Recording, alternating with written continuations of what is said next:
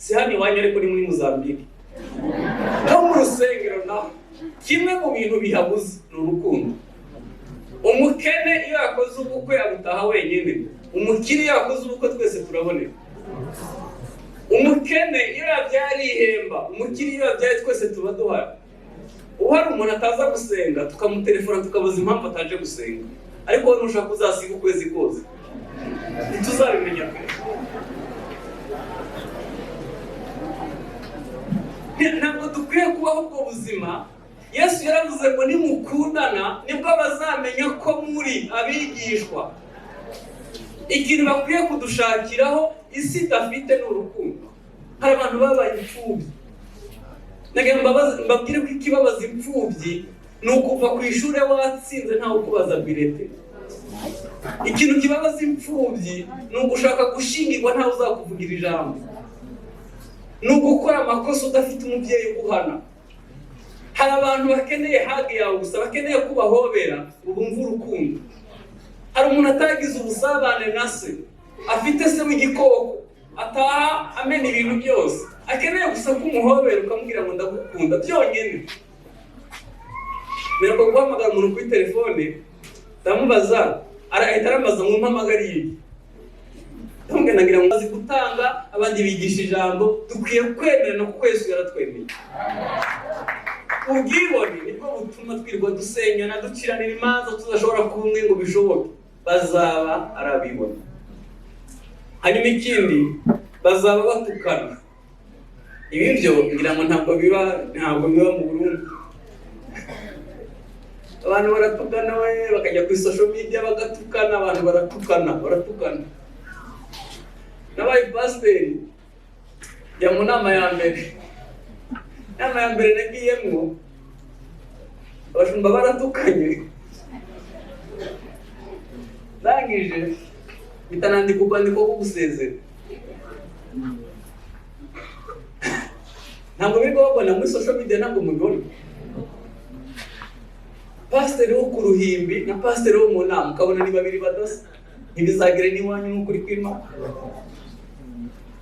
Bazaba batukana. Ibintu byose uvuze. Igeze kubona umudiyakoni hari inyuma afite agapapuro yanditseho. Ngira amatsiko yo kureba ibyo yanditse. Usanga yanditse amakosa 11 pasiteri yakoze ari kwigisha. Ndamubwira okay, wanyeretse nawe wanditse ibyiza avuga ngo ngiye gusinya mfasha. Mu mbere yo kumenya ibi bikorwa mu rusengero. Uzikora abantu babereho kujora gusa amakosa bera hano. Utegereje umukwe.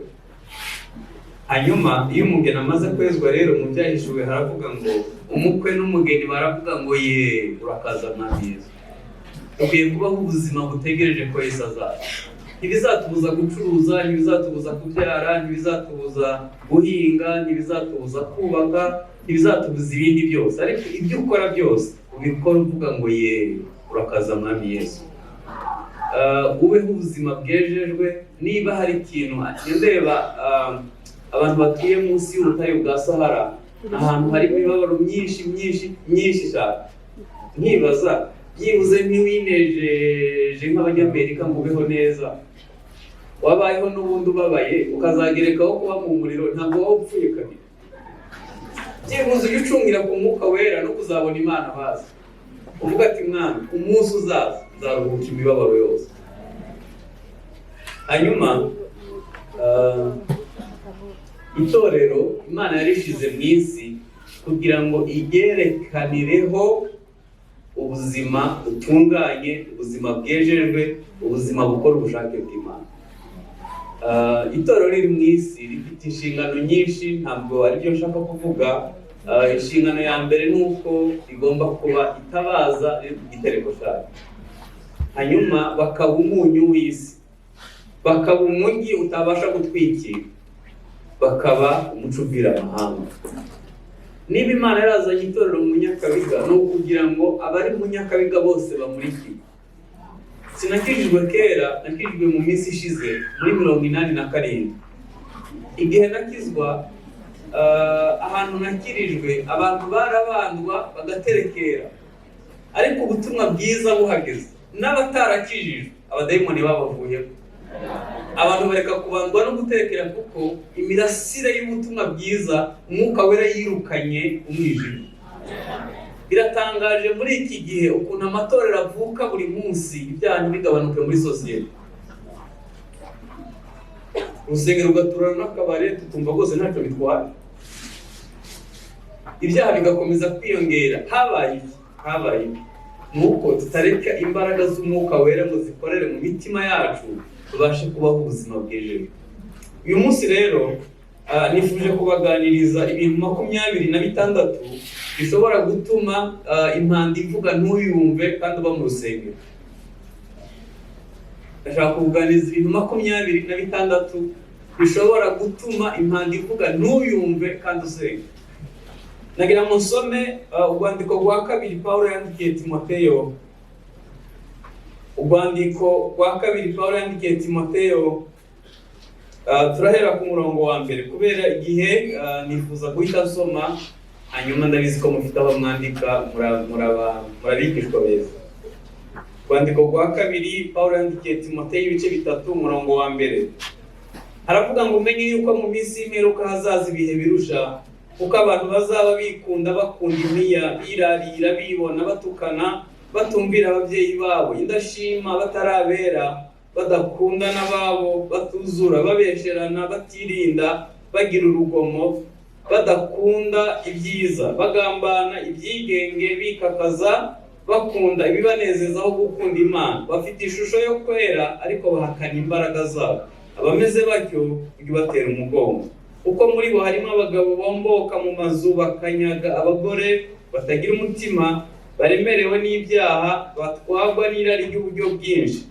Bahora biga ariko ntabwo babasha kugira ubwo bamenya ukuri. Nk'uko Yane na Yambure bagwanyije Mose, niko n'abo bagabo bagwanya ukuri. Abo n'abononekaye ubwenge badashimwa ku byo kwizera, ariko ntibazabasha kurenga kuko ubupfu bwabo buzagaragarira abantu bose nk'uko ubw'abandi nabwo bwagaragaye. Ariko weho wakurikije neza inyigisho zanjye n'ingeso zanjye n'imigambi no kwizera no kwiyumanganya n'urukundo no kwihangana no kurenganywa kenshi no kubabazwa kenshi n'ibyambayeho muri Antiyokiya no muri Ikoniya n'i Lusitira, n'ibyo nihanganiye byose ndenganywa, nyamara umwami azabingiza byose. Amen. Ndabizi ko mukunda ijambo ry'Imana, nanjye ndabikunda.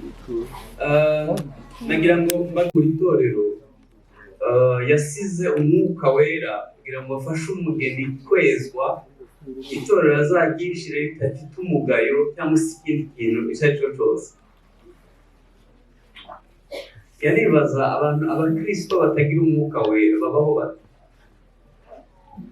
Uzi ko umwuka wera akubwira ngo ibintu bivuge, ibintu bikore, ahantu hicare, ibintu bitware, kandi twarageze aho Imana itoranyiriza abantu. Hanyuma Bibiliya iravuga ngo umugabo n'umugore umwe bazaba baryamanye, umwe agenda undi nawe asigara. Abantu babiri barimo guhingana mu murima, umwe azagenda undi nawe asigara. Kubera ko abantu bazasigara kwezwa, gutunganyirizwa kugira ngo bazumve impanda kwivuga. Kubera ko batitaye ku bwere bw'umutima. Matayo 5:6 haravuga ngo hahigwa abafite imitima iboneye kuko ari bo bazabona Imana. Hano nta santima zirimo. Imana ikunda ubwere bw'umutima. Kimwe mu bintu tugenda dutakaza nk'amatorero ya Gikristo ni ukubaho ubuzima bwejejwe. Turashaka gusa n'abandi, hakugira ngo isi twigireho, ahubwo twe turashaka kwigira ku isi. Dukwiye kwitoza kubaho umutima nk'uwo Kristo yari afite. Nicyo sano ubuzima bwejejwe nico kiduhuza nawe. Hano Bibiliya yatubwiye ngo ari kumenye ko, iyo bavuze ngo ari kumenye ko, nagira ngo misobanureho gatoya. Ntabwo bavuga ubumenyi twiga mu ishuri, ntabwo bavuga ubumenyi bwo mu mutwe, hari ikibazo cyabaye munsi y'ubutayu bwa Sahara, aho iby'Imana tubizi mu mpapuro tukabimenya no mu mutwe, ariko bidasa n'ubuzima tubaho. Tuzi kubiririmba no kubyigisha, ariko kuwa mbere no kuwa kabiri no kuwa gatatu no kuwa gatandatu sibwo buzima tubaho. Reka mbabwize ukuri, abakristo bari muri iki gihugu baramutse basa n'ibyo bavuga, Burundi bwahinduka paradizo. Amatorero arahari.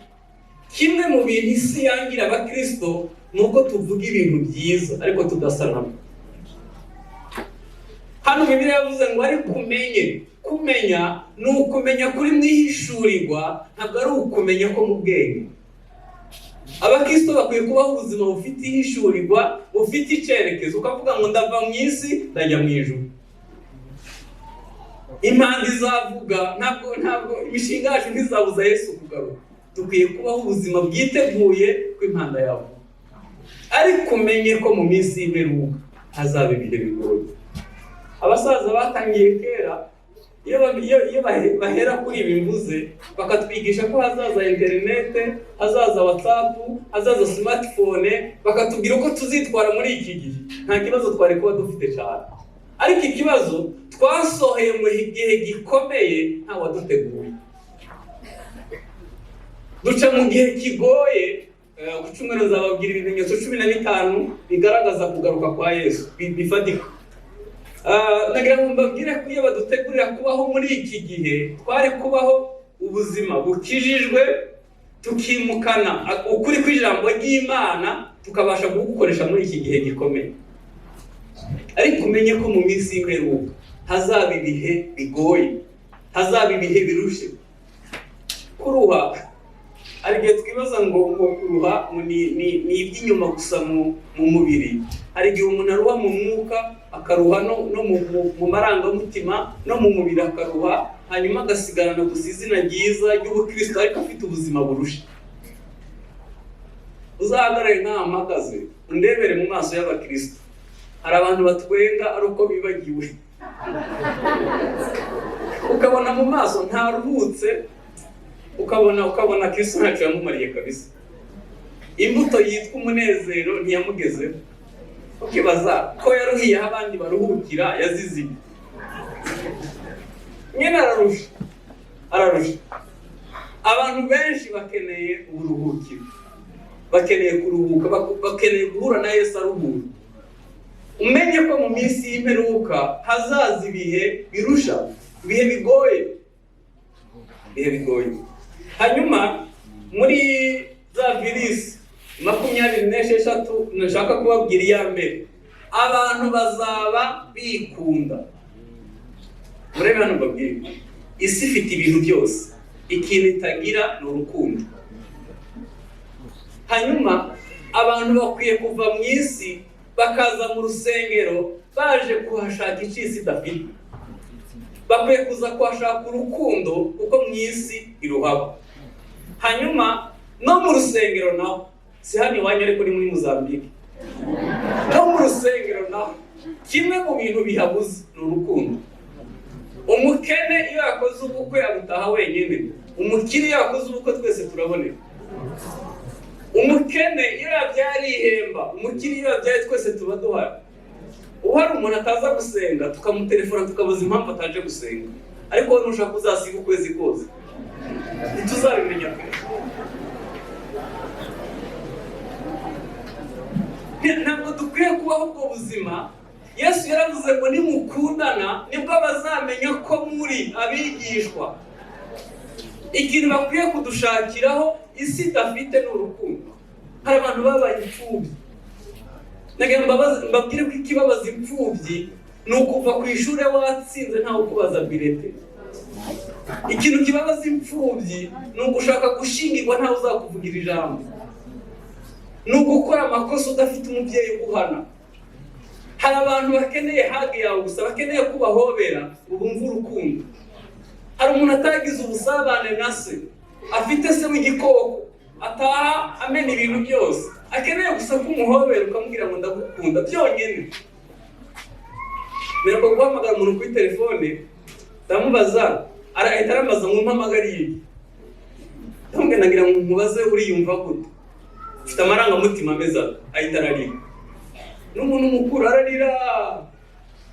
Ndamaze urijijwe ni yarambwira ngo nibwo bwa mbere pastor ampamagaye atansaba amafaranga.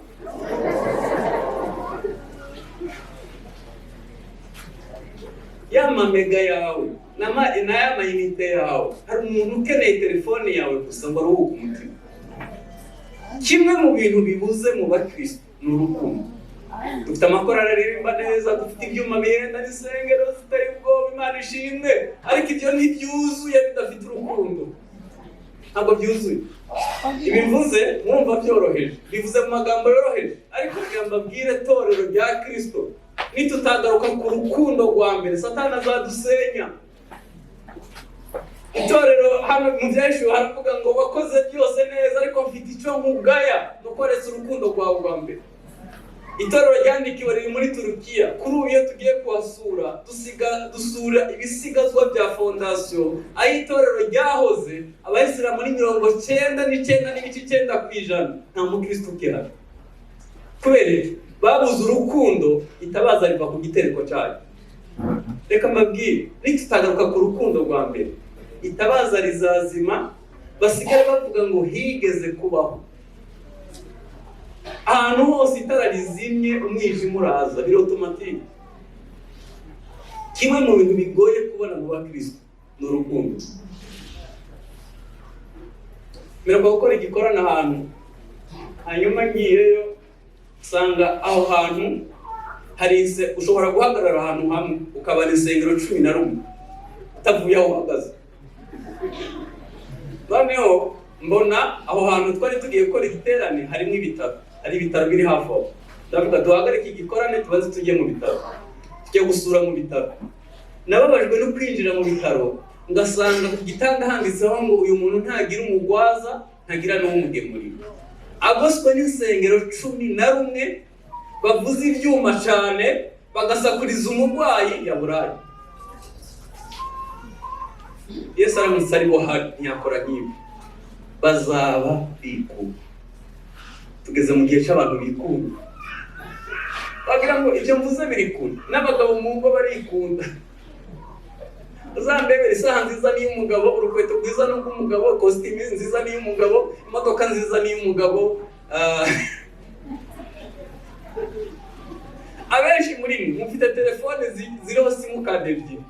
Haba hariho amamega, hariho nayo guhamagara. Uramutse uyahaye umwana wawe yababayeho neza, ariko umwana inkweto zirahengama kubera kwikunda. Dufite abantu babyuka muri cafetaria akanywa ikivuguto n'umureti akiyakira mu gitondo, nimugoroba akajya brochette nkenye, yarangiza akarenza hica ari mumwe. Abana mu rugo bariye umuceri n'ibishimbo bitagira isosi. Niba udakunda abo wabyaye uzakunda nde wundi? Abagore nabo bize kwikunda no kwirwanaho. Bize kwikunda kuko babuze keya, bize kuyiba, bize kwiyakira no kwifata neza. Mu minsi y'imperuka abantu bazaba bikunda. Tugeze mu gihe kibi cy'abantu bikunda. Icya kabiri tuzabigarukaho ku cyumweru. Icya kabiri bazaba bakunda impiya.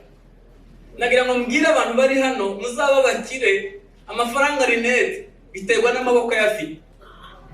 Amafaranga nta kibazo afite, ahubwo amaboko yafite. Nabonye abagabo bagize amafaranga bagera igihe wamusuhuza akaguha imitwe y'intoke kuko harimo telefone ihenda n'ifunguzo, ubona afite iseseme. Bagize amafaranga angahe. Nabonye abantu bitukuza atari n'abakongomani kubera amafaranga.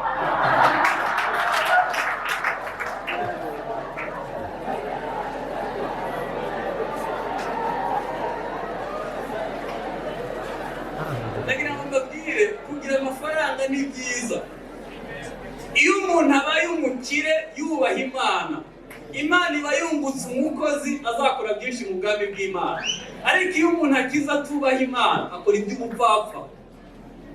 ahita akora bibi, amafaranga aramushuka. Nagira mbabwire ko Bibiliya ivuga ngo kuyakunda ni umuzi w'ibibi byose.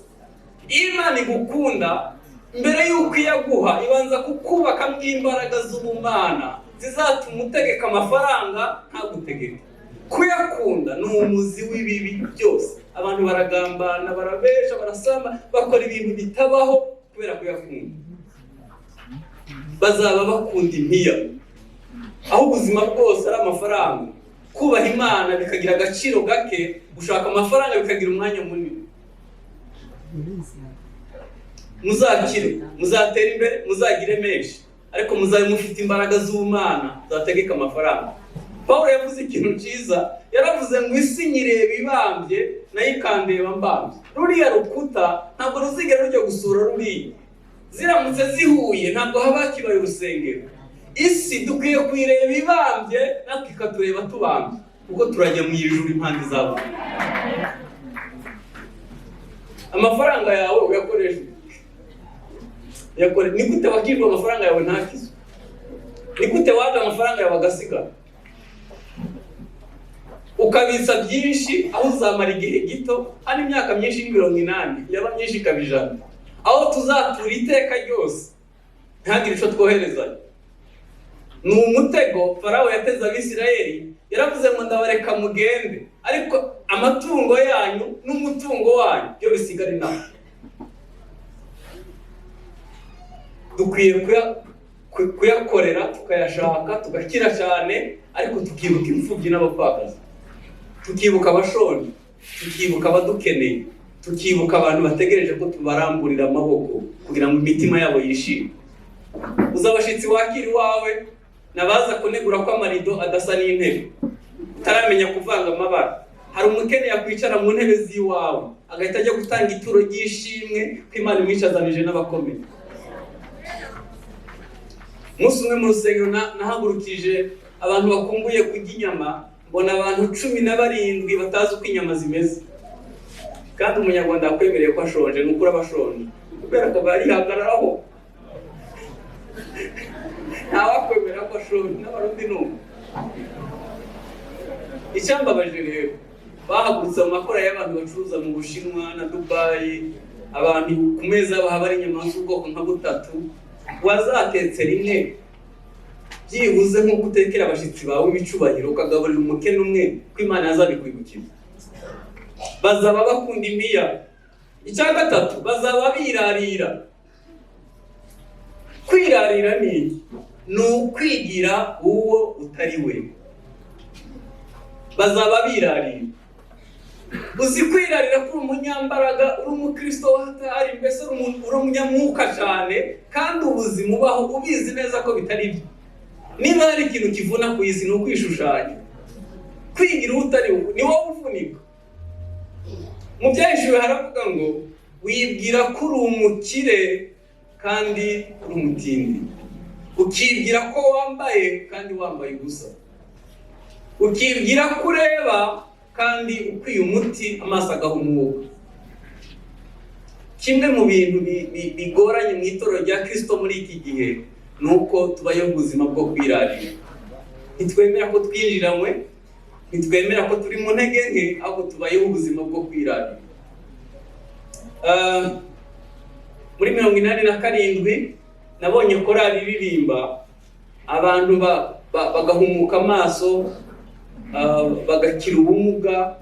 Nabonye korali iririmba ihagaze hano ku ruhimbi, ahantu hose hari umudayimoni akavuza induru. Ubu ko bitakiba, abadayimoni bashize mu bantu.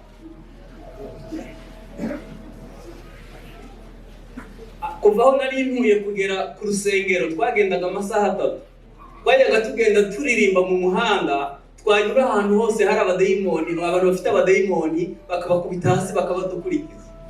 None tugeze mu gihe aho umuntu avuga mu ndimi bakamureba nk'abagira ngo akoze ikosa.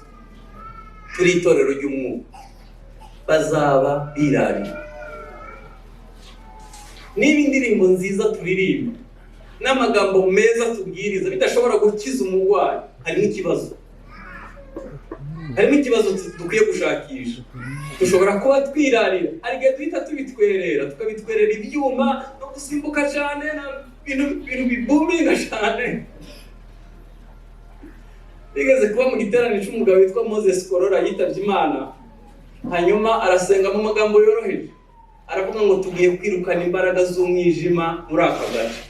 Natangajwe nuko kuva aho yari ahagaze imbaraga zagiye ibirometero 4, umuntu wese ari muri ako gace afite abademoni bamukubita hasi. Hanyuma arangije igikorana aravuga ngo dusoje igiterane, reka abantu bose baraye kuri uyu musozi bararara bakira ntumugira ikibazo. Ndavuga uyu musaza ararusha aratubesha. Naraye kuri stade, natangajwe no kumva saa 8 umuntu avuga ngo akaguru karakize, undi akavuza induru ngo amaso arahumutse. Saa 9 y'ijoro abantu bari bagikira kubera imbaraga z'ubumana. Rero dukwiye gusenga ububyutse bukagaruka, ibihe byiza bikaza. Bazaba birarira.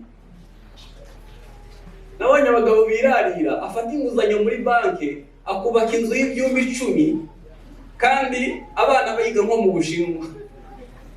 Ukibaza inzu ayubatse ngo bigende bite? Agafata inguzanyo ya banki atazabasha no kwishura kugira ngo agure vewiti wajya parika hamwe n'abandi bagabo. Ubuzima ntabwo ari competition, ntabwo turi mu marushanwa, ntabwo ukwiye kuba ubuzima bwo kwirarira. Uko uzagenda uca bugufi wegera Imana izagenda iguha umugisha, uzagera kure hashoboka, ariko utabaye ubuzima bwo kwirarira. Hari igihe nibaza twambara kugira ngo batavuga ngo, tujya kugira ngo batavuga ngo, tuba ahantu kugira ngo batavuga ngo uzaba wowe jya. Nagira ngo nkwibutse kuri iki ntego unike ku Mana. Nta wundi muntu asa nawe. Ukwiye kubaho ubuzima bunyuzwe bushima Imana, utabaye ubuzima bwo kwirarira. Noneho tekereza, mu mubiri turirarira, no mu mwuka turirarira, no mu mikorere ukibaza nijyari tuzabaho ubuzima bunezeza Imana. Bazaba birarira. Icya kane, bazaba bibona. Ari abibona, byibona. Mubajije mu cyaha kiruta ibindi wambwira iki? Ni ubwibone. Nico cyakozwe hagati y'isi n'ijuru, nta kindi cyaha kirakorwa. Satani azamura ubwibone, ashaka gukubita kudeta Imana. Iravuga ngo izamumanura munsi y'abandi bantu, hasi cyane. Ubwibone ntabwo urana amatorero ya Gipantekote, hari ukuntu bamwe bagira discipline imeze gutya, abandi discipline imeze gutya, tukajya duciranira imanza kubera amadiscipline. Ariko ubwibone ntabwo ari imyambaro, nta nubwo ni umuzi uba imbere mu mutima ubonwa n'Imana muri babiri. Umwe agira ubwibone ko yasenze menshi, undi akagira ubwibone ko aririmba neza, undi akagira ubwibone yenda ko afite urutonde rwiza, undi akagira ubwibone ku yindi mpamvu iyo ariyo yose. Ubwibone bwose ni icyaha. Reka nkubaze, Yesu ko yakwemeye uzwa n'iki kwemera abana? Gusa ngwino mushumba ngwino.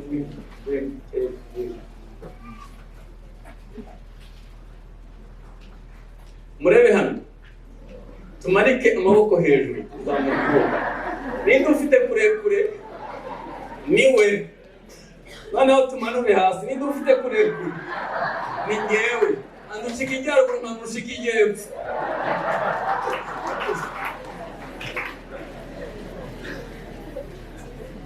Nta muntu uruta undi. Niba Imana yarakwemeye ukwiye kwemera abandi. Ntabwo Imana yakora ikosa ryo gufata ibintu bimwe ubishire mu muntu umwe. Bamwe yabagize kuba intumwa, abandi abigisha, abandi abahanuzi, abandi.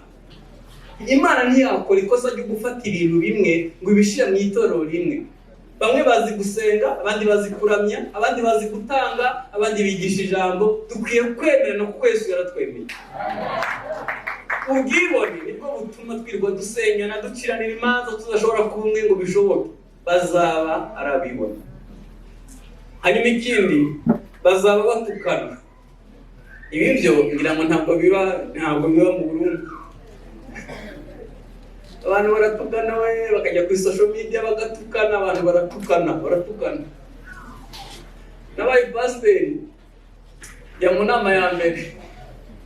Nama ya mbere nagiyemo abashumba baratukanye. Ndangije bitanandika urwandiko rwo gusezera. Ntabwo biri kubabona muri social media, ntabwo mubibona. Pasiteri wo ku ruhimbi na pasiteri wo mu nama ukabona ni babiri badasa, ntibizagire n'iwanyu n'ukuri kw'Imana, bazaba batukana. Hanyuma ikindi, Bibiliya ivuga ngo bazaba batumvira ababyeyi. Ntabwo nzi niba mubona ko mu karere k'ibiyaga bigari dufite iki kibazo cy'ububyeyi. Bibiliya ivuga ngo wubahe so na nyoko kugira ngo uramire mu gihugu. Mu mategeko 10, itegeko rifite isezerano ni rimwe gusa: kubaha ababyeyi ukabona kurama. Iyo udafashije ababyeyi gusaza neza, nawe iyo mbuto izakugeraho. Umugabo umwe yajyaga afata imyenda ishaje akaba ari ya papa we, hanyuma umwana we agira muri ko bigenda, papa we nawe arasaza akajya afata imyenda ishaje akaba ari yamuzanye, akavuga ati wambwa ngewe narihaye uransuzugura nkana. Kamwe yaterega najyaga mbona uha papa wa imyenda ishaje ambwira muri ko bigenda, nta kosa nakoze. Ufite ikibazo cy'ububyeyi, niba uhagurukiye umushumba wawe yakubyaje ubutumwa bwiza akakubatiza, uhame hamwe nawe bazaguhagurukira. Mu myaka 35 maze mu rusengero, nagiye mbona aho umuntu agira impano ubwibone bukamufata agahita aca igice akagitwara, ariko nabo bakazamucaho ikindi gice, ukazabona bihora ari uruhererekane, abantu bazajya gutangira umurimo w'Imana ku neza aho bari muri roberiyo kwigomeka. Kubera iki? Hari ikibazo cy'ububyeyi. Bazaba batumvira ababyeyi. Hanyuma ikindi, Bibiliya ivuga ngo bazaba ari indashima, abantu badashima. Ibintu byose uvuze, nigeze kubona umudiyakoni hari inyuma afite agapapuro yanditseho. Ngira amatsiko yo kureba ibyo yanditse, usanga yanditse amakosa 11 pasiteri yakoze ari kwigisha. Ndamubwira okay, wanyeretse nawe wanditse ibyiza avuga ngo ngiye ngo sinyafashwa ngo mbereho ngo ibi bikorwa mu rusengero. Uzikora abantu babereho kujora gusa amakosa abera hano, uzafashwa ryari? Uzasabana n'Imana ryari? Hari abantu bazaba ari indashima, babaho nta na kimwe bashima. Wa mama koko bateguye indabyo, nimwamfasha